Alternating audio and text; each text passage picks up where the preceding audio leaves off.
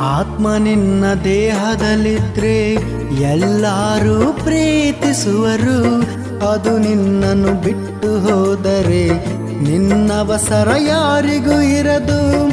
ಆತ್ಮ ನಿನ್ನ ದೇಹದಲ್ಲಿದ್ರೆ ಎಲ್ಲರೂ ಪ್ರೀತಿಸುವರು, ಅದು ನಿನ್ನನ್ನು ಬಿಟ್ಟು ಹೋದರೆ ನಿನ್ನವಸರ ಯಾರಿಗೂ ಇರದು.